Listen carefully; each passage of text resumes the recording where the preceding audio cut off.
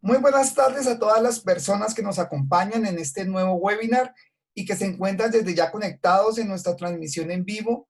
Mi nombre es Luis Felipe Barrera y soy el director técnico y de proyectos de la Fundación Alianza Natural Colombia.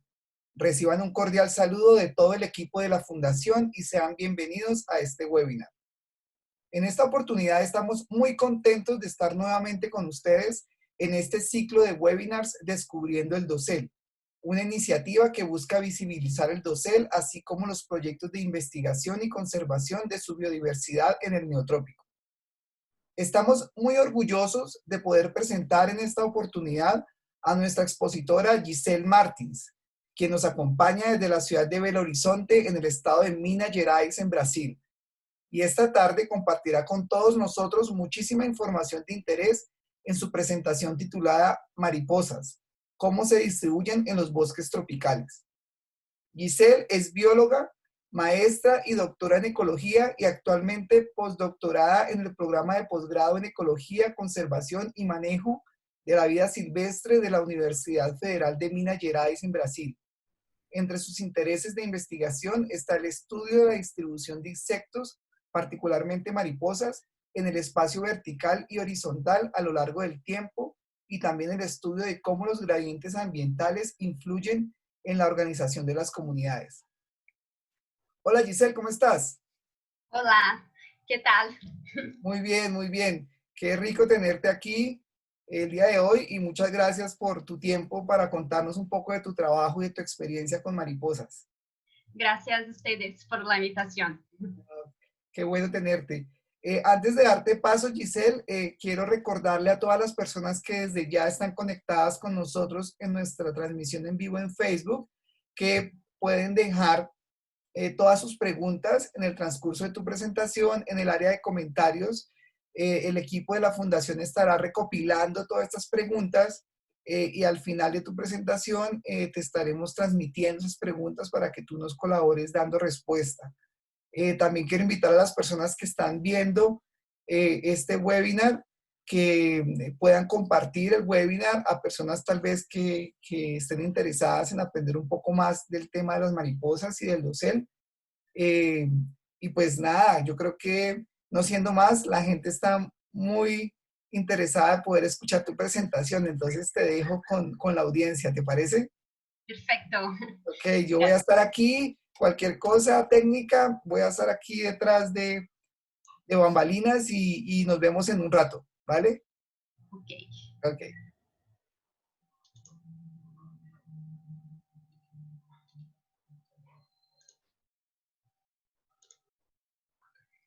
listo. ¿Ya está? Sí, ya puedes compartir tu pantalla. ¿No está? ¿No la compartí? No, no, no. Pues para mí me parece que sí. Pues, un minuto. Listo, ahora sí, perfecto. Ya. Perfecto. Bueno, buenas tardes a todos. Pues a quien está en Brasil, buenas noches, porque aquí ya es la noche. Muchas gracias por la invitación. Es un placer compartir con ustedes un poco de los estudios que estoy desarrollando con mariposas. Aquí hoy voy a hablar un poco sobre cómo las mariposas se distribuyen en los bosques tropicales. Bueno, mi charla está dividida en 4 partes. Una breve introducción a los principales factores que determinan la distribución de los insectos.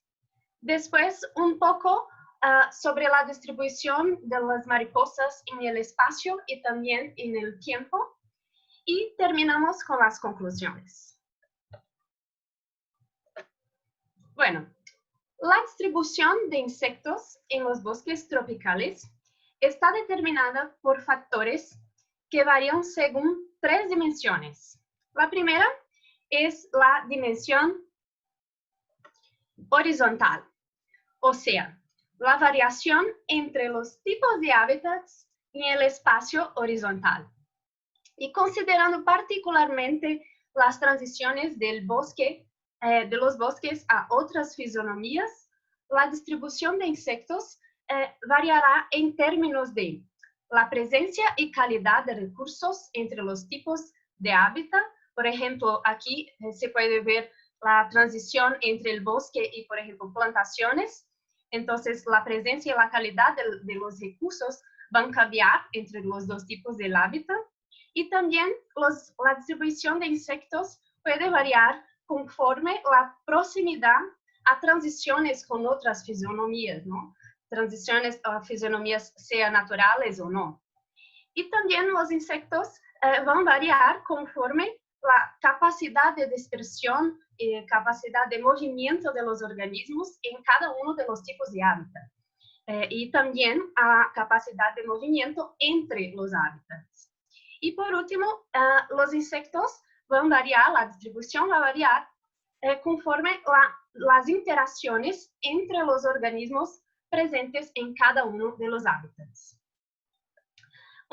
Otra dimensión que es determinada, ¿no? Que determina la variación de los insectos, es la dimensión vertical, que corresponde a la variación en el espacio vertical entre los estratos del bosque, ¿no? Las porciones del bosque, por ejemplo, el sotobosque y el dosel. O sea, en esta dimensión, la dimensión vertical, la distribución de insectos está determinada por el gradiente vertical de ocurrencia de los organismos, recursos y microclima, que van a variar desde el suelo hasta la cima del bosque. Y por último, la dimensión temporal, que corresponde a la variación, que corresponde a la variación de las condiciones, ¿no? De los recursos y de las condiciones microclimáticas a lo largo del tiempo, ya que sabemos que existen periodos con mayor disponibilidad de recursos y también hay periodos con mayor temperatura, mayor precipitaciones, humedad, que serán favorables para determinados grupos de insectos. Por lo tanto, en los bosques tropicales, la variedad o la heterogeneidad ambiental en todas las dimensiones, ¿no? Las dimensiones horizontal, vertical y temporal, da como resultado una disponibilidad de recursos y condiciones microclimáticas que difieren entre los tipos de hábitat. Y de modo que la heterogeneidad ambiental determinará la permanencia de las especies en cada uno de los lugares.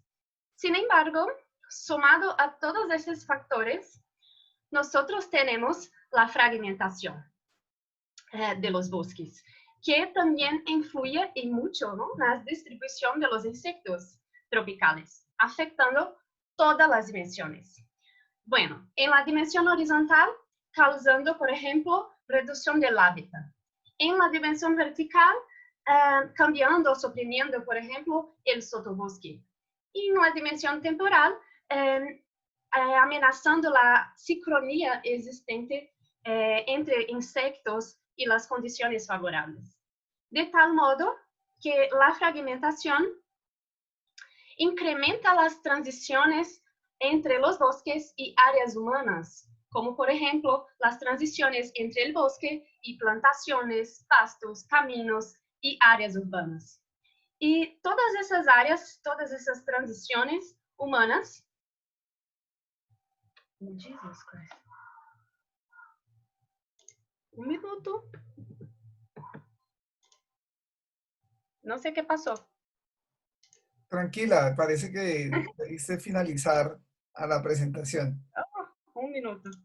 Tranquila. Dale, puedes compartir pantalla y... Ok.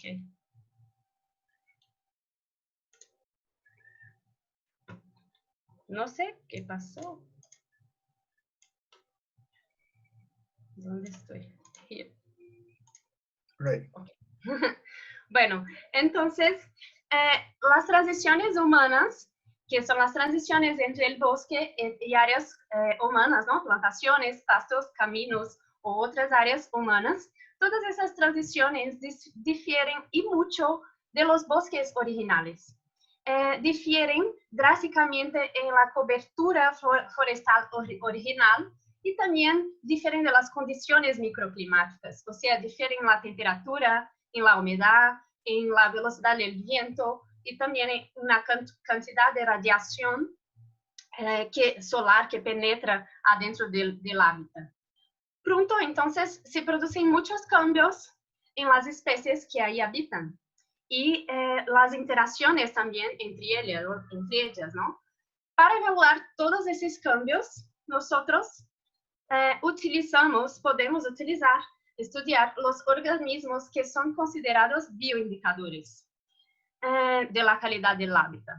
Muchos organismos son utilizados para eso y entre los insectos, las mariposas son consideradas buenos modelos de estudio porque muchos grupos son sensibles a las pequeñas alteraciones en el hábitat.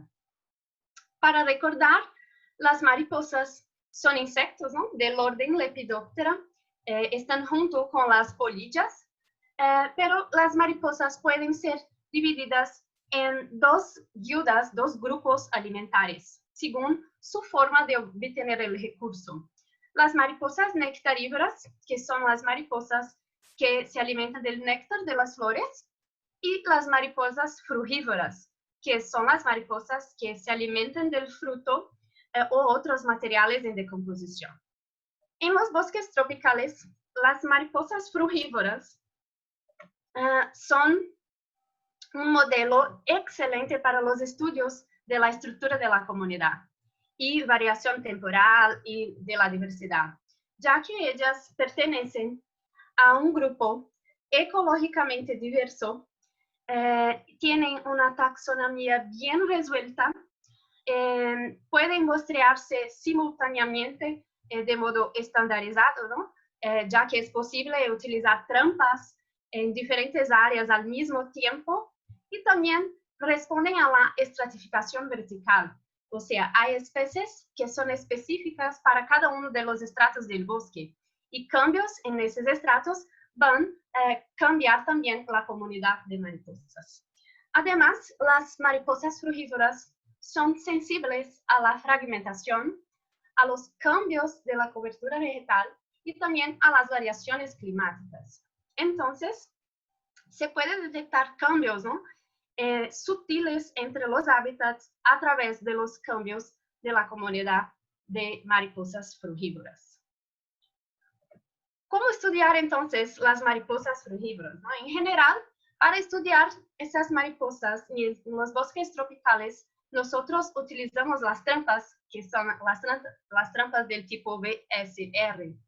Y las trampas se instalan en el sotobosque como a 1 metro del piso y también en el dosel, que en la foto se puede ver la trampa arriba del dosel. Para que podamos entonces conocer toda la comunidad, ¿no? Instalamos las trampas en el sotobosque y en el dosel para conocer todas las mariposas ahí presentes. Para atraer las mariposas nosotros utilizamos cebos, que es una mezcla de plátano y jugo de caña de azúcar como un cebo para atraerlas, según protocolos de colecta, ¿no?, para que los estudios se puedan después comparar. Hablando sobre esos protocolos, yo les enseño un estudio que es muy importante y se debe al interés creciente por los estudios con trampas para capturar mariposas. Y ese estudio, intitulado Estudios empleando trampas de cebo para mariposas, una revisión, tiene como objetivos discutir los aspectos básicos de los principales métodos para estudiar las mariposas frugívoras. Y también discutir las soluciones alternas de los diferentes estudios con trampas en el neotrópico. Además, en ese estudio, los autores discuten los errores comunes que pueden disminuir la calidad y la comparación de los resultados. Es un estudio muy importante para cualquier persona interesada en trabajar con mariposas, ¿no? En ese estudio también se puede ver que en los hábitats neotropicales las mariposas están representadas exclusivamente por algunas subfamilias de Nymphalidae, que son esas familias que están en gris, ¿no? La subfamilia Sachirinae, Caraxinae, Biblidinae en algunas especies de Nymphalidae. Recomiendo mucho leer este estudio para aquellos que están interesados en empezar los estudios con mariposas frugívoras. Pues ahora les voy a enseñar, les voy a mostrar un estudio que hice durante mi doctorado, intitulado Igual pero diferente. Ecótonos naturales son disimilares a los bordes antrópicos.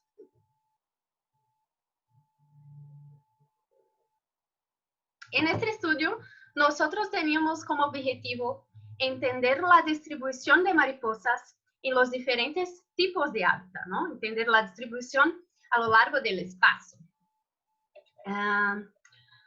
Los ambientes estudiados, entonces, fueron el interior del bosque original, la transición natural entre el bosque y áreas naturales, como por ejemplo los lagos, y en el estudio nosotros llamamos estas áreas naturales de transición natural de ecótonos, y también las transiciones humanas, que son la transición entre el bosque y áreas humanas, como caminos de tierra o caminos sin pavimentar, ¿no? Y en el artículo nosotros llamamos de bordes antrópicos. Bueno, el estudio fue realizado en un bosque atlántico en Brasil, que se encuentra en el sudeste de Brasil, que se llama Parque Estadual do Rio Doce. En ese parque cubre un área de aproximadamente 36.000 hectáreas de bosque atlántico, donde el bosque está rodeado por un complejo sistema de 42 lagos naturales. El parque la región tiene un clima estacional, tropical, con un promedio de temperatura como casi 22 grados, una pluviosidad media promedio de 1.480 milímetros, y nosotros trabajamos en el sur del parque, con los tres hábitats, ¿no? El interior del bosque, la transición natural y la transición humana, con 3 transectos para cada uno de los hábitats. En cada uno de los transectos, nosotros colocamos 10 trampas como esa, ¿no? La DCR, alternando el sotobosque y el dosel a cada 25 metros. Y para atraer las mariposas, nosotros utilizamos el cebo con una mezcla de plátano maduro y jugo de caña, fermentado durante 48 horas.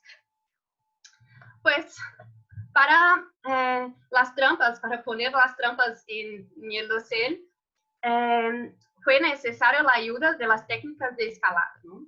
Para eso yo conté con mucha ayuda. Conté con la ayuda de 2 escaladores expertos, y ahí se puede ver muy bien el callo, que aquí está arriba de un árbol, ¿no? Pero también tuve ayuda de otras personas. Aquí ustedes pueden ver mi director Sergio, mi director del doctorado, Sergio Ribeiro, y también mi ayudante del campo que me ayudó durante todas las colectas, se llama Cid, y también el otro experto en escalada, Luis Rocha. Pues a lo largo del trabajo muchas cosas ocurren, ¿no? Entonces yo también conté con la ayuda de un amigo, mi amigo Helbert, que tiene mucha experiencia en el trabajo de dosel, y me ayudó colocando algunas trampas que estaban atascadas en el dosel, entonces me ayudó con eso. Pues después de entonces todo eso, de toda la ayuda de poner las cuerdas, se queda más fácil, ¿no? Entonces se puede revisar, operar las trampas fácilmente de arriba a abajo a cada revisión. Entonces a cada revisión, a cada 48 horas, bajaba las trampas para buscar recorrer las mariposas y después las ponía arriba de nuevo, ¿no? A cada revisión, las mariposas capturadas recibieron una marca en las alas, que se puede ver ahí en las fotos como una tatu. Y así fue posible entonces seguir a los individuos a lo largo de las colectas, ¿no? Para no sobreestimar los datos. Bueno, nosotros utilizamos un total de 90 trampas, ya que había 3 hábitats, 3 transectos a cada hábitat y 10 trampas en cada transecto. En nuestro trabajo, el muestreo se realizó por un año. Empezó en agosto de 2015 hasta julio de 2016, todos los meses. Como resultados, nosotros con un esfuerzo de muestreo de 4.320 días de exposición de las trampas, nosotros registramos un total de 11.594 individuos de 98 especies de mariposas frugívoras en todos los hábitats, en todos los estratos durante un año. Equivalente a este valor de 98 especies es equivalente a otras áreas de bosque atlántico ya estudiadas, que van de 90 hasta 120. Bueno, en resumen, los resultados de ese artículo, nosotros demostramos las diferencias y también las similitudes entre los hábitats, el interior del bosque, la transición natural y la transición humana. Nosotros vimos que para la abundancia, ¿no? El número de individuos no cambia entre los hábitats, es lo mismo, ¿no? No importa el origen de la transición, el origen del hábitat, la abundancia no cambia.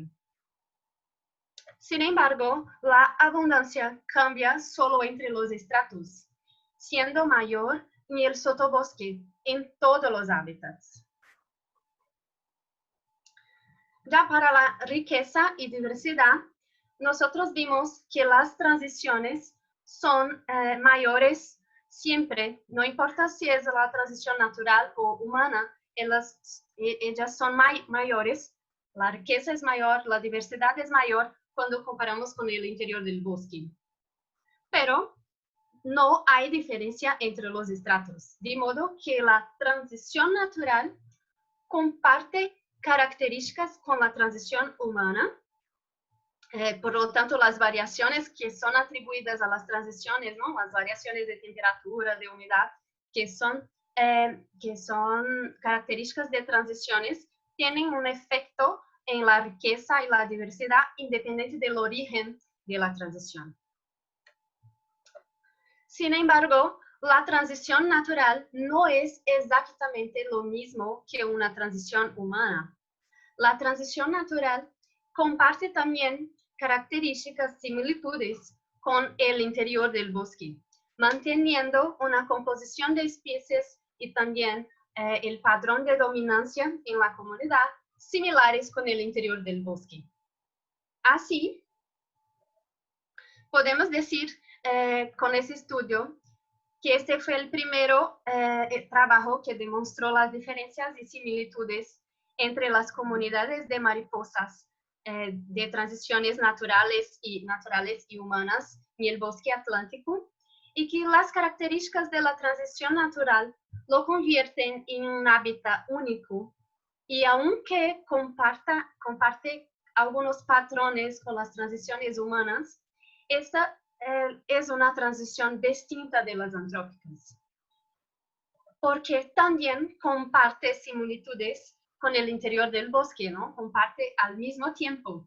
Así, la transición natural queda como un hábitat único capaz de albergar diferentes especies, reuniendo una combinación de especies de mariposas del interior del bosque y de las transiciones humanas. Esto es una información muy importante porque resalta la importancia de las transiciones naturales para la conservación de la biodiversidad de una región, ya que las mariposas cambian con los cambios en el espacio. Pues ahora vamos a conocer un poco cómo se distribuyen las mariposas a lo largo del tiempo. Buscamos para eso responder 2 preguntas principales. El patrón de distribución a lo largo del año es similar en todos los hábitats. ¿Hay concentración en algún momento del año?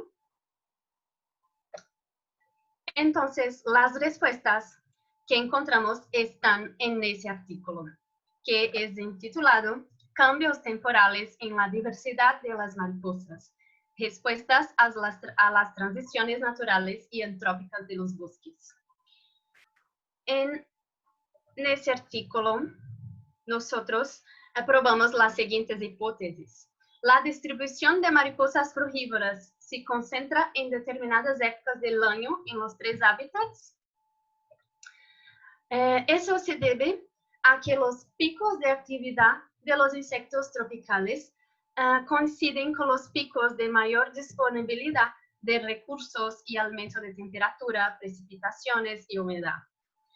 La segunda hipótesis es que el aumento de temperatura y humedad afecta positivamente la abundancia y riqueza de mariposas en los 3 hábitats. Eso se debe a que la variación de temperatura y humedad regula los patrones de actividad de las mariposas, los patrones de vuelo, así como también los encuentros entre machos y hembras. Bueno, como resultados, nosotros vimos que la riqueza y la abundancia varían a lo largo de los meses, de modo que las transiciones naturales y humanas son más ricas y abundantes durante todo el año. Observamos también un patrón estacional similar a otros estudios de insectos tropicales, en que el inicio de las temporadas de lluvia proporciona pistas para el inicio de la actividad de varios organismos.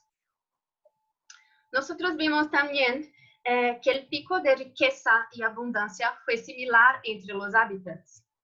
Observamos una menor riqueza de enero a marzo, coincidiendo con el periodo de lluvias más fuertes en el parque, lo que incide en la actividad del vuelo, ¿no?, de las mariposas. Ya en cuanto para la abundancia, considerando aquí los meses de forma circular, no sé si todos están acostumbrados de ver de ese modo, en que diciembre es más cercano a enero, y las barras gris son los números de individuos por mes, cada uno de esas letritas son los meses. Nosotros vimos que hay una mayor concentración de individuos de la abundancia de agosto hasta marzo, sincronizando entonces con la temporada de lluvias, que es el periodo en que hay una producción intensa de hojas, que es un recurso muy importante para las orugas, y una mayor disponibilidad de frutos, que es un recurso esencial para los adultos de mariposas frugívoras, ¿no? Además, con los cambios estacionales, existe una variación también de temperatura, que es uno de los principales predictores de riqueza, ya que la temperatura favorece el desarrollo y la actividad de los adultos, ¿no? Entonces, nuestros resultados mostraron que la abundancia y también la riqueza aumenta con el aumento de la temperatura, y teniendo un efecto positivo para todos los hábitats estudiados, para el interior del bosque, para la transición natural y también para la transición humana. El mismo fue observado en otros estudios también tropicales, en otras áreas tropicales. Sin embargo, para la riqueza de mariposas, este efecto de la temperatura fue observado solo en el interior del bosque. Así, lo que pensamos es que en las transiciones, otros factores son más importantes para predecir la riqueza. Posiblemente es porque las transiciones reciben más luz que el interior, incluso en los meses que están más fríos. Por lo tanto, la riqueza probablemente responde primero a otras cosas, ¿no? A la variación, por ejemplo, de la vegetación y también a la disponibilidad de plantas hospedantes. Así, al analizar las variaciones mensuales de la comunidad de mariposas frugívoras, notamos una distribución no uniforme en todos los hábitats estudiados, de modo que hay una mayor abundancia, riqueza y diversidad en el verano, que es una época cálida y húmeda. Y esas informaciones son muy importantes para comprender cómo los hábitats cambian a lo largo del tiempo, pero también son importantes para ayudarnos a dirigir los esfuerzos de muestreo, por ejemplo, en el diagnóstico ambiental, dirigiendo entonces el muestreo al mejor periodo para estudiar los bichos. Así llegamos al final. En general, los estudios con mariposas tropicales han demostrado algunos patrones. La distribución de las mariposas cambia con los tipos de hábitat y estratos verticales, en que las zonas de transición son más ricas y diversas, independientes del origen de la transición. Pero las transiciones naturales no son exactamente lo mismo de una transición humana, pues las transiciones naturales reúnen una combinación de mariposas del interior del bosque y la transición humana. Así, las transiciones naturales son un hábitat único y de gran importancia para la conservación de las especies. También vimos que la riqueza y la abundancia varían a lo largo del año, a lo largo de los meses. De modo que encontramos una mayor abundancia, riqueza y diversidad en el verano, que es la época más cálida y húmeda. Por lo tanto, las mariposas son excelentes modelos para comprender la sensibilidad de los sistemas ecológicos a los cambios ambientales y climáticos. Así, más estudios con este grupo nos ayuda a comprender los próximos pasos para la conservación. Bueno, quiero agradecer a todas las instituciones que contribuyeron a la ejecución de mis estudios, las universidades e institutos donde me gradué, los laboratorios, las oficinas que me recibieron muy bien, los amo, las agencias financiadoras y todos los amigos que me ayudaron, y fueron muchos amigos durante todos estos años. Bueno, estoy muy agradecida por la invitación de la Fundación Alianza Natural Colombia. Fue un placer participar en este webinar. Muchas gracias. Aquí están mis contactos, pues si acaso quieren enviarme algo. Gracias. Muchas gracias a ti, Giselle. Genial tu presentación. Creo que se responden muchas preguntas interesantes y muestran cómo las mariposas son uno de esos grupos de bioindicadores que nos pueden ayudar mucho en temas de conservación. Súper interesante. Muchas gracias. Gracias a ti. Hay algunas preguntas que nos están haciendo y nos preguntan sobre el muestreo con el cebo estándar de plátano fermentado. ¿Es posible tener una idea de las mariposas detritívoras solo utilizando el cebo de plátano? Es decir, Bueno, también se utiliza carroña y no sé si hay mariposas que solo se alimentan de carroña. Bueno, con ese cebo de plátano y jugo de caña se puede tener una comprensión de la gran parte de las mariposas frugívoras, pero hay algunas que sí no van en ese cebo, ¿no? Pues si tú tienes el interés en esas especies que son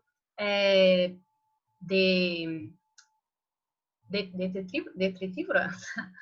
En algunas de ellas, entonces pueden mezclar o con otros cebos, ¿no? Pero este cebo es el cebo que atrae casi todos los tipos de mariposas frugívoras. La gran mayoría sí es atraída por ese cebo. Ok. Otra pregunta es, nos preguntan sobre si existen especies de mariposas que dependiendo su ciclo de vida se ubican más alto o más bajo en el estrato vertical del bosque. Bueno, lo que vimos es que hay especies de mariposas que están más conectadas con el dosel y otras especies que están más conectadas con el sotobosque, y hay otras especies que están en los dos, ¿no? Que puede volar por los dos. Pero es importante decir que las orugas de gran parte de las mariposas que viven en el dosel sí están abajo. Entonces las hembras, por ejemplo, bajan para poner sus huevos. Entonces sí, una parte de su vida van a ser encontradas en el sotobosque. Entonces, no existe exclusividad de especies que solo exclusivamente vivan en el dosel. Sí, existe. Es que lo que decimos es que gran parte de su vida es en dosel. Entonces, son especies que están casi que exclusivamente en el dosel. Entonces, si no pone trampas en el dosel, no va a mostrarlas. Entonces, para conocer la comunidad como un todo, es necesario poner las trampas en los dos estratos. Pero eventualmente sí, tú puedes colectar una especie del dosel en el sotobosque, porque en algún momento algunas sí pueden bajar. Pero para conocer de verdad la estructura de la comunidad, tú tienes que poner las trampas en los dos estratos. Estratos, ok, claro. Bueno, aquí hay una pregunta de Diana Aguatzin Flores. Te felicita por tu excelente trabajo. Qué linda. Y pregunta, ¿qué tan diferente puede ser la distribución de las mariposas a lo largo de un día en comparación a los cambios por fragmentación o por un periodo de tiempo más largo? Pues, bueno, en el día las mariposas van cambiando porque tienen los periodos de mayor actividad, ¿no? Entonces, tenemos las mariposas, la gran mayoría de las mariposas frugívoras tienen la actividad durante el día, ¿no? Entonces, con el sol, el Sí, sol, tienen la actividad durante el día, empezando como a las 9, a las 8:09 hasta el final del día. Pero hay mariposas frugívoras que están más activas en la tarde. Entonces, con el entardecer están más activas. Entonces, sí, hay variación a lo largo del día. Por eso es importante poner las trampas, porque sí, las trampas van a estar todo el día. Entonces, van recorrer todas las mariposas que están volando, ¿no? Por ahí, en el día. Por eso es mejor tener el uso de las trampas para conocer la comunidad como un todo. Sobre la fragmentación, bueno, la fragmentación cambia las condiciones del viento, de la temperatura, de la humedad. Entonces, esos cambios van a terminar en cambios en las mariposas que ahí van a conseguir vivir, ¿no? Hay algunas que necesitan de mayor sombreamiento, entonces no van a vivir en áreas con mucho sol, en temperaturas muy altas, entonces vamos a tener estos cambios con la fragmentación. ok, gracias. Dalaiser Guerrero Pedraza pregunta si hallaron o si existen si hallaron mariposas endémicas en el estudio. Pues no, en mi estudio no, sí hay en el bosque atlántico, pero en mi estudio yo solo registré las especies que ya son conocidas, pero son conocidas para todas las áreas de bosque atlántico. Okay. Paola Díaz Urbina te felicita por tu trabajo y pregunta que cuáles especies son las más representativas en el dosel y por qué. ¿Existen grupos más representativos en cierto estrato del bosque? Sí, existe. Bueno, lo que vemos, no que son grupos más representativos, pero sí tenemos algunos que pues ya casi siempre los vemos solo en el dosel, entonces ya podemos decir que viven más en el dosel. Entonces tenemos algunas especies, ¿no? Por ejemplo, algunas especies que son de la subfamilia de una tribu que se llama Caraxini. Entonces muchas las vimos en el dosel. Pero sí hay algunas otras que son muy comunes en el sotobosque de la tribu Sachirini, por ejemplo, pero hay algunas especies que solo las vimos en el dosel. Entonces yo tuve una especie que pues estamos investigando un poco más a ver si es una especie nueva o no, pero es una especie que todos los consideraba una especie muy rara, pero en verdad lo que vimos es que es rara en el sotobosque, porque en mi trabajo la colectamos mucho, pero en el dosel. Entonces, no es que es rara, solo no se veía mucho en el sotobosque porque vive casi siempre en el dosel, solo baja para poner sus huevos y cosas así. Ok, Giselle, y acabas de decir algo interesante y es, al principio de tu charla nos contabas que las mariposas frugívoras, digamos que taxonómicamente están bien conocidas, eh, pero ¿qué tan común, pues para las personas del común, tú sabes, los biólogos y los científicos siempre están buscando nuevas especies? ¿Qué tan común es registrar nuevas especies en los lepidópteros? Pues por ahora está muy común. Lo que pasa es que los estudios de genética, ¿no? Permitieron el conocimiento mejor de varias especies. Entonces, hay revisiones de los grupos y con eso, con las revisiones, están encontrando nuevas especies, así también como nuevos géneros.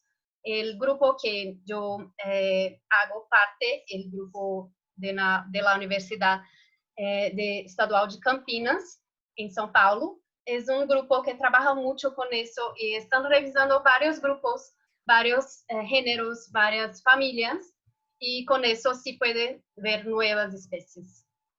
Ok, sí, Es muy común. definitivamente la genética está cambiando toda la taxonomía en todos los grupos, ¿no? Nosotros trabajamos aquí con aves y anfibios y constantemente hay muchos cambios también en esos grupos de vertebrados. Talía Hurtado Segarra pregunta si podrías explicar la importancia del estudio de los estadios inmaduros de las mariposas en relación con sus plantas hospederas. Pues es muy importante, no hay muchos estudios con eso y es muy importante porque así se puede comprender mejor la ecología del grupo, ¿no? ¿Dónde están los estudios de red, ¿no? Entre el bicho y su comida, ¿no? Entonces es importante porque los cambios en la vegetación son una de las principales amenazas al grupo, pero no conocemos bien las plantas que la mayor parte de las mariposas consumen. Entonces, sí es muy importante. Tampoco conocemos también las orugas de todos los adultos. Entonces, no conocemos muy bien. Mariposa es uno de los grupos más estudiados, pero no conocemos tanto. Sí falta mucho, nos falta mucho. Bueno, otra pregunta que nos hace Juan Cervantes, dice que qué trabajo tan bonito, que felicitaciones por tu trabajo. Y tiene dos preguntas y la primera es, ¿qué tan probable es que el cebo fuera más atractivo en los bordes por haber menos frutos disponibles que en el interior del bosque donde quizás hubiera más frutos disponibles? Pues lo que vimos es que, pues, yo no testé la disponibilidad de frutos, ¿no? Pero la chance de captura de las mariposas fue la misma en los dos, entonces yo no encontré más mariposas en los bordes, por ejemplo, sí, ahora pensé en que me pregunta. Pues las mariposas son atraídas, pues, en el entorno de la trampa, ¿no? Entonces, así, casi la atracción es la misma en los dos. Entonces, las mariposas están en las dos partes.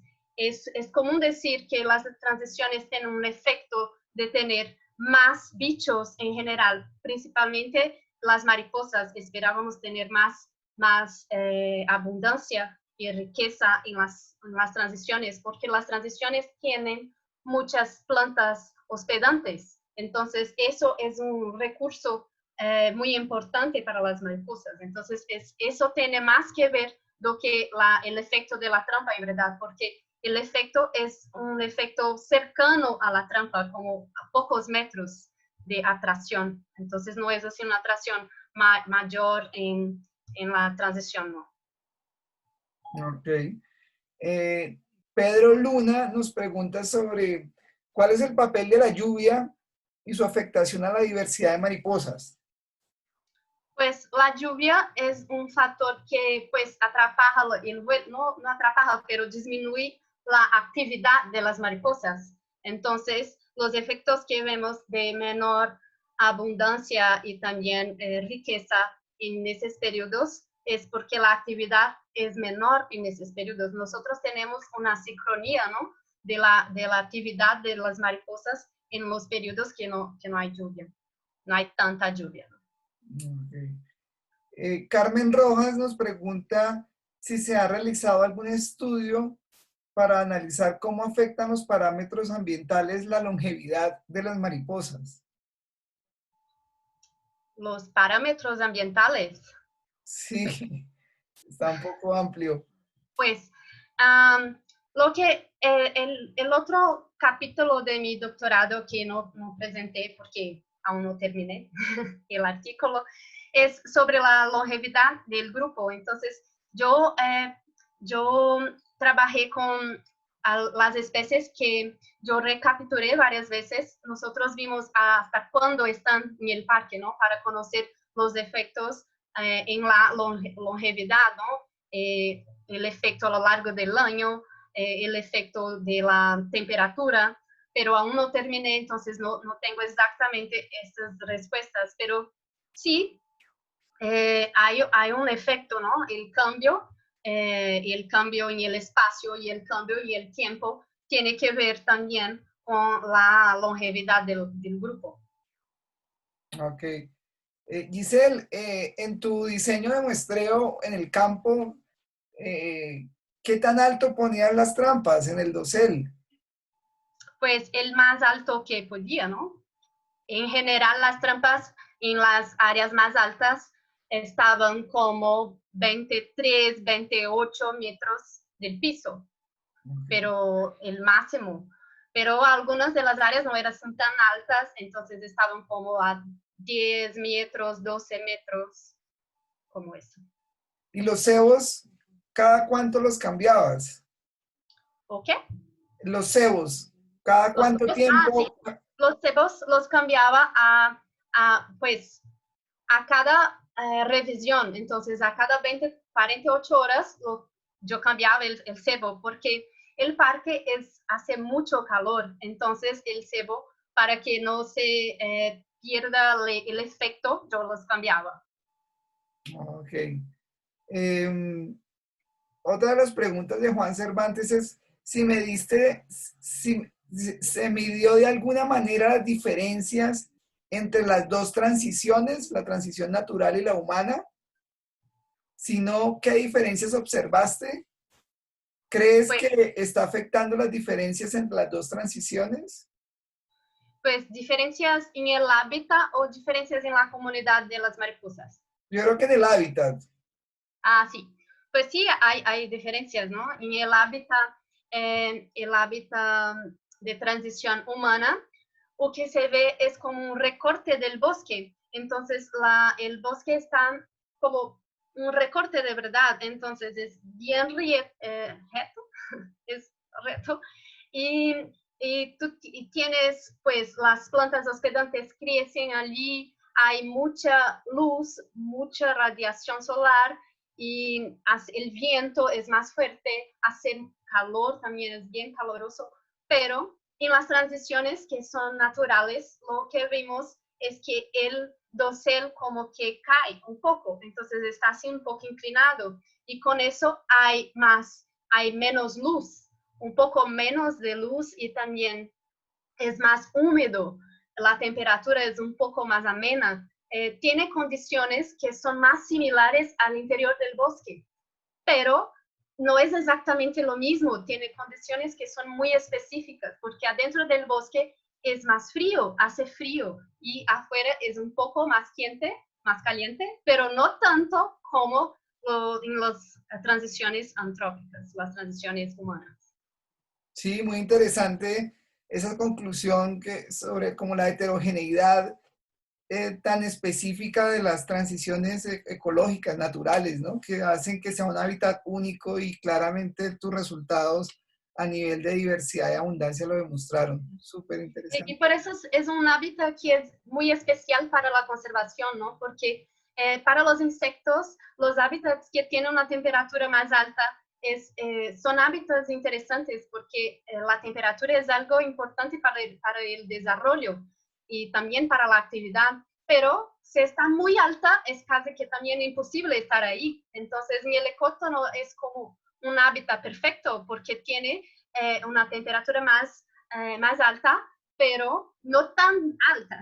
Y tiene también los recursos que crecen más, las plantas hospedantes están más presentes ahí do que adentro del interior del bosque. Entonces es como un hábitat muy importante para la conservación, porque casi todas las especies quieren estar ahí, ¿no?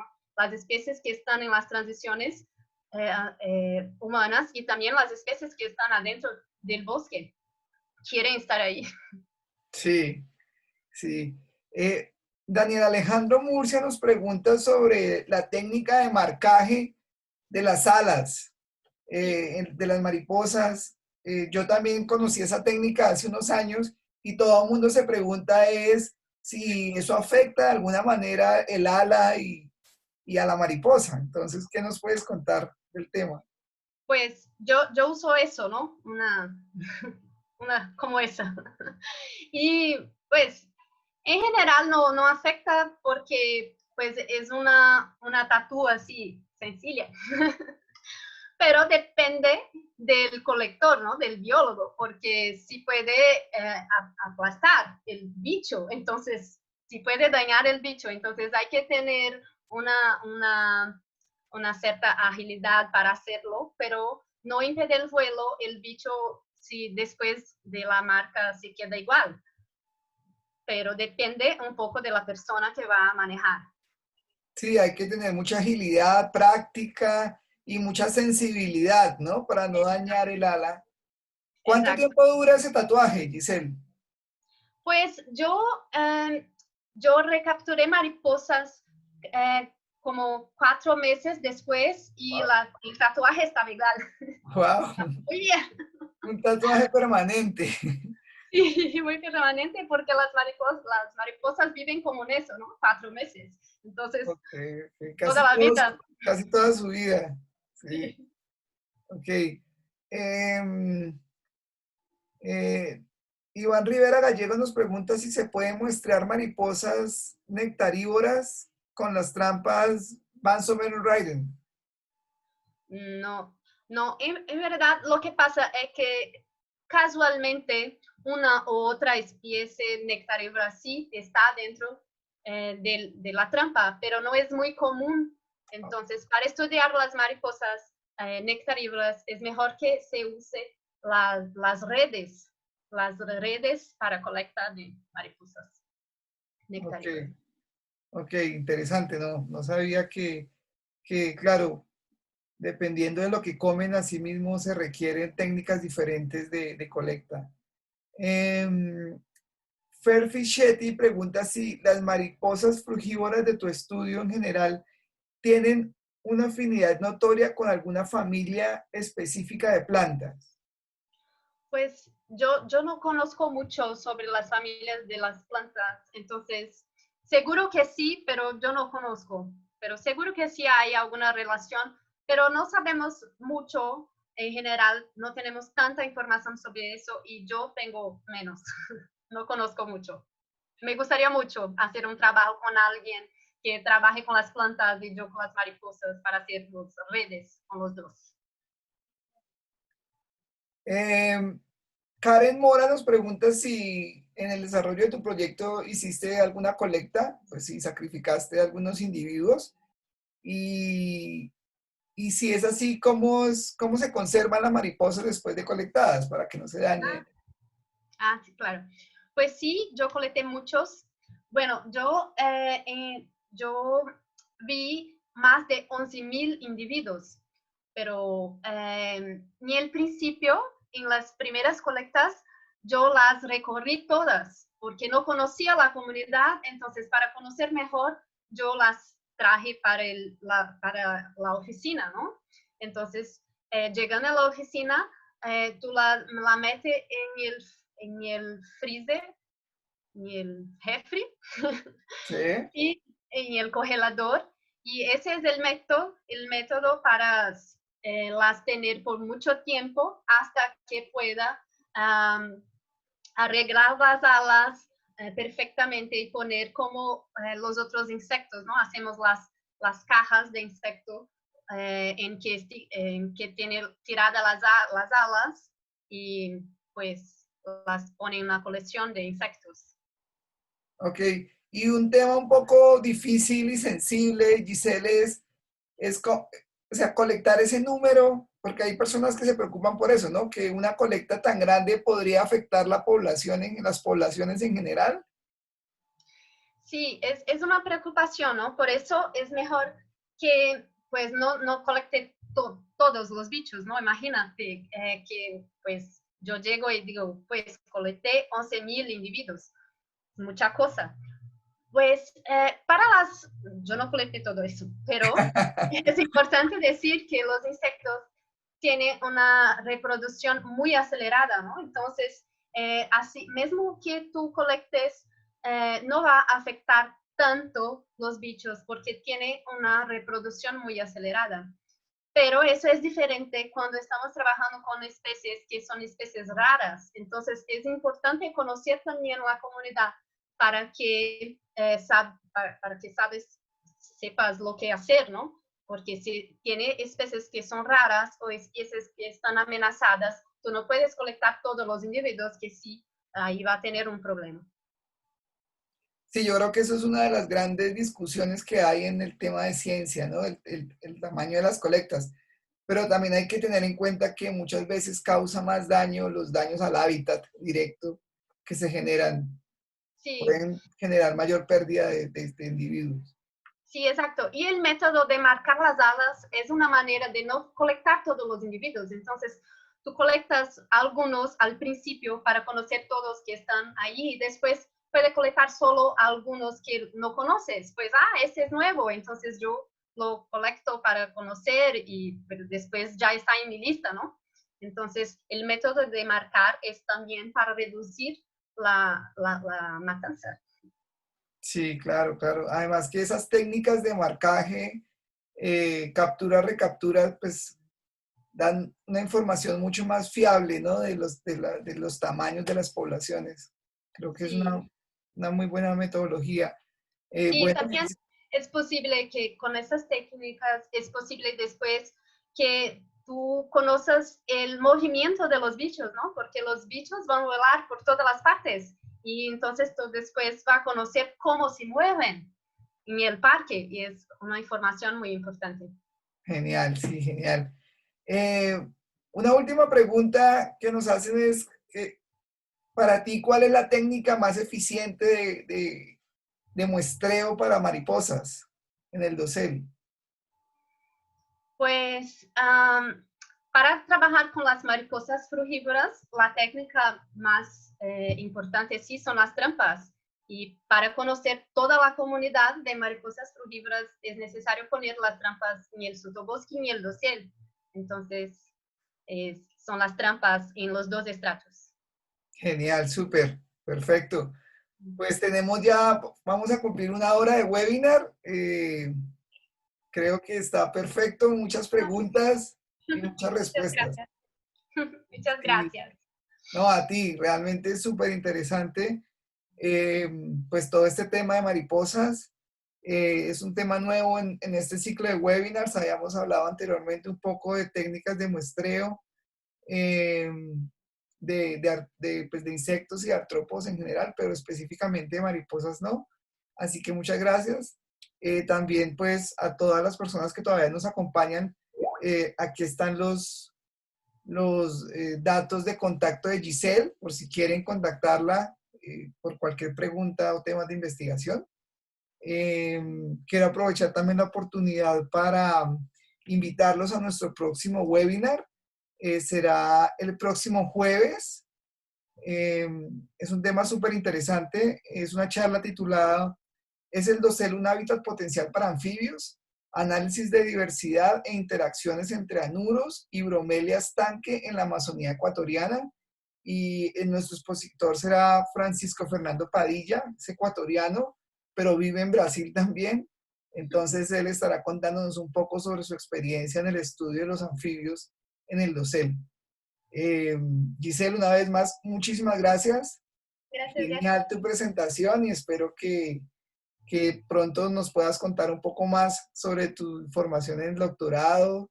Estamos pensando en construir un siguiente ciclo de charlas para el año 2021, entonces seguramente te estaremos contactando. Perfecto, muchas gracias. No, Fue a un ti, placer.